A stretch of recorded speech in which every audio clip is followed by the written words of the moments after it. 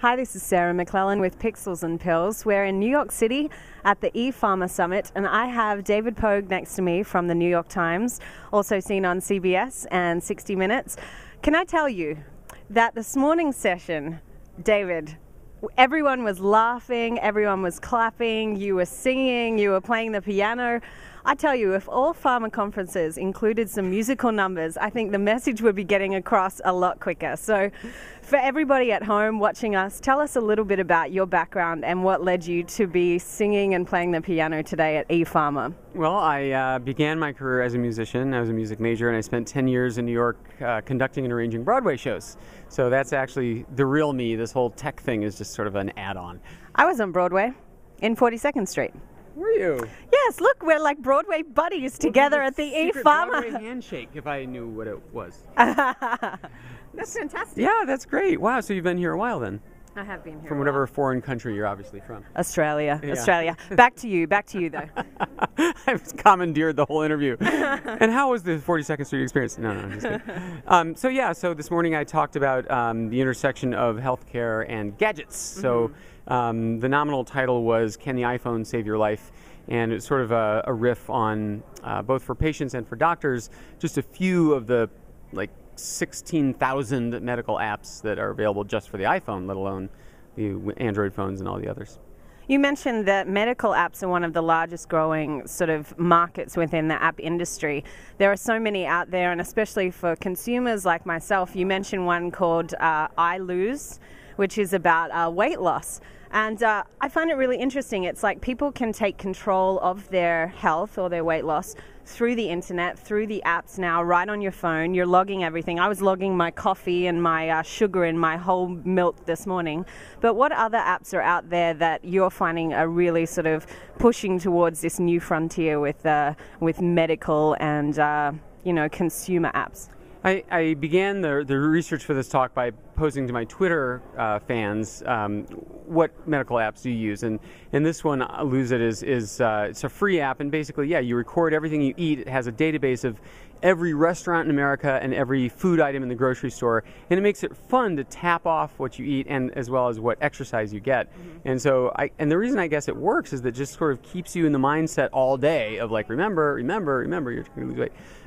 Let's see, there's a whole bunch of cool ones. I'm colorblind, so I like this one called Retina, where I just hold the phone up to a piece of clothing and it tells me by name what color it is, so I don't wind up dressing blue with purple and stuff.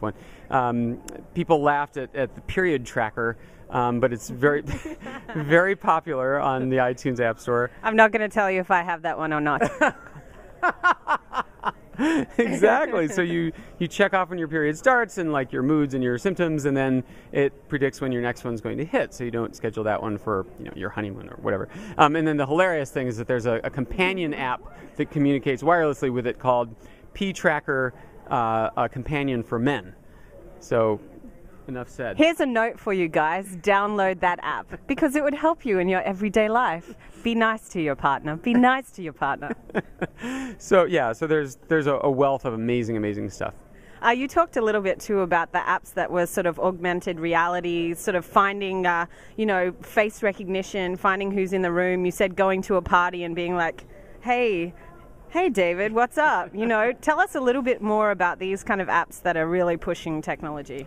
So an app phone is not like a laptop or a cell phone. It's really a third category. I was trying to make the point that it has all these sensors, right? It knows whether you're holding it like this or like this, whether it's close to your head, the brightness of the room, and it's online, and it has a GPS and a compass. So it knows everything about where it is and how you're holding it, and it has a video camera. So what augmented reality apps do is you look through the phone at the world around you, and it's superimposing graphical information about what you're looking at. So there's an example there's one called Nearest Tube, which is for the British subway system.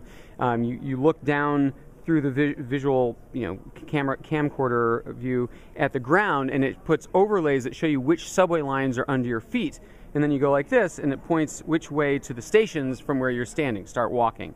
There's another one called Twitter Round, where you hold it up to a building and it shows you who's using Twitter in that building, and then you can tap one of their icons and it shows you what they're saying right now. Frightening. It's mind-blowing. That's fantastic. medical apps, you were talking about the difference between patient. We've talked about some of those. But what's happening in the new realm for physicians and doctor apps? Yeah, so incredible stuff. I love this one, for example, called Airstrip OB. It's for obstetricians, and it lets the obstetrician who's having coffee in the hospital cafeteria or who's home doing laundry monitor each patient's baby's heartbeat from her phone. It's just absolutely mind-blowing.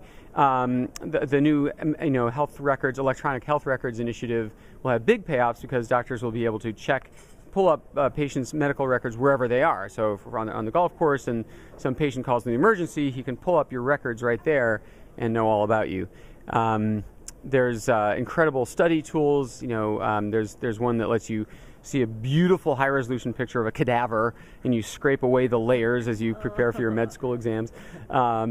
Hippocrates is mentioned a lot. It's a gigantic medical reference for doctors, all in one. It has drug interactions and medical calculators like your body fat index and stuff like that. So again, the world is just exploding there. The only challenge is picking out the good ones.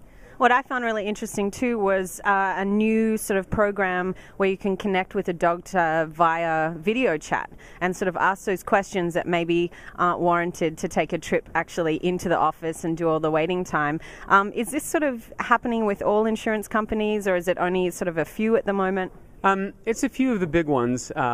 These health insurance companies are, the company you're talking about is called American Well, and they have this really beautifully designed system where any member of this health plan, I've forgotten the list, but it's Blue Cross Blue Shield, that type of thing, Anthem or whatever. Let's say that I want to ask a question that doesn't require you to actually put your hands on me and take measurements. It's just a question about a prescription, or my baby's coughing, or I have a headache I haven't had before. And the doctors of the world who are a part of the plan, who might have 10 minutes between patients or a little downtime, can sign in and say, okay, hit me. And it pairs up patients who have these 10-minute questions with doctors who have 10 minutes to answer them.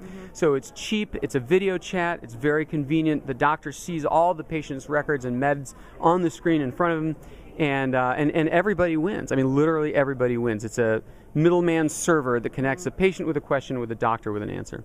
That's fantastic. Well, one last favor, if you will, being from a musical background. You played a couple of songs at the end, but you did a little twist on a Britney Spears song, Apps, I Did It Again. Would you mind just teaching me like one chorus and we'll sing it together? Okay, so the words. So Apps, I Did It Again. Yes. I filled up my phone with crap from the store. All right, we'll do that. Okay, much. you ready? Okay. 2, 3, 4. Apps, I did it again. Well, we have two different keys, don't we? Here, you start and I'll finish. Okay, I'll join you. Okay. Apps, I did it again. I filled up my phone with crap from the store. Oh, baby, baby. Yeah. There we go, guys. It's David Pogue here at ePharma Summit. I'm Sarah McClellan with Pixels and Pills. Seacrest out.